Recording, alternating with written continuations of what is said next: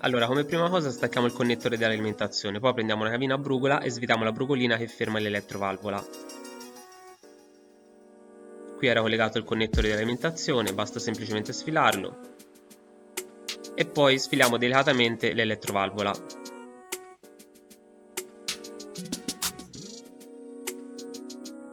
Una volta tolta prendiamo il nostro pulitore per corpi farfallati della Liquimoli e diamo una bella spruzzata per pulirlo. Poi prendiamo il pulitore per i contatti, poi tanto vi lascio sotto in descrizione il link dei prodotti che vado ad utilizzare, e diamo una spruzzata nella parte elettrica dove va il connettore. Diamo anche una bella spruzzata con lo spray per i contatti al connettore che esce dal cablaggio dell'auto, poi reinseriamo delicatamente l'elettrovalvola nella sua sede, mettiamo la brugolina, diamo una bella stretta, colleghiamo il connettore dell'alimentazione e il gioco è fatto.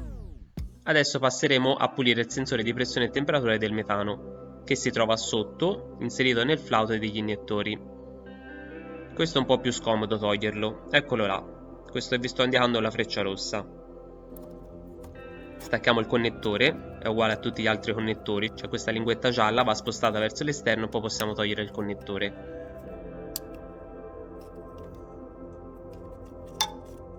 A questo punto prendiamo una chiave da 19, la inseriamo di lato al sensore. È molto scomodo qui entrarci, però una volta fermata la chiave in questo modo possiamo dare una botta in senso antiorario per allentare il sensore, dopodiché possiamo svitarlo a mano.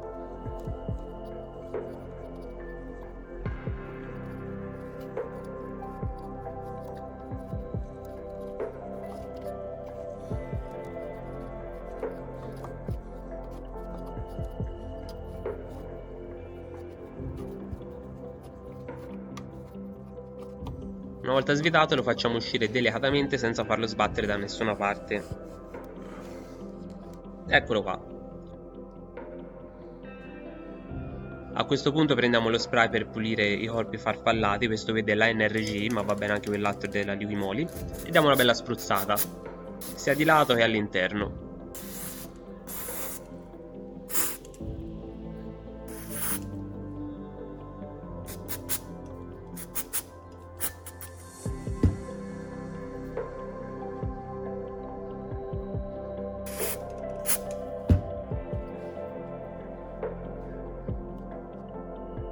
Poi prendiamo il pulitore dei contatti e diamo una spruzzata qui dove va collegato il connettore dell'alimentazione.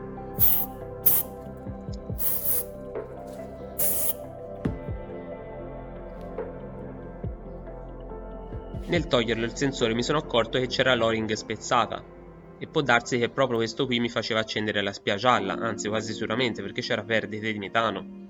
Quindi prendiamo un'o-ring nuova, la andiamo ad inserire. Ah, non vi ho detto una cosa, quando togliamo questo sensore sentiremo uscire del metano, sentiremo fare quello lì è il metano residuo che è all'interno del flauto, non vi preoccupate, è solo quello residuo, tanto lì agiamo solo sulla bassa pressione. Poi qui ho dato una spruzzata anche al connettore che esce dal cablaggio dell'auto e a questo punto andiamo a inserire nuovamente il nostro sensore. Lo avvitiamo prima a mano, poi diamo una stretta con la chiave e inseriamo il connettore. Scusate per la ripresa, ma era molto scomodo filmare questa parte.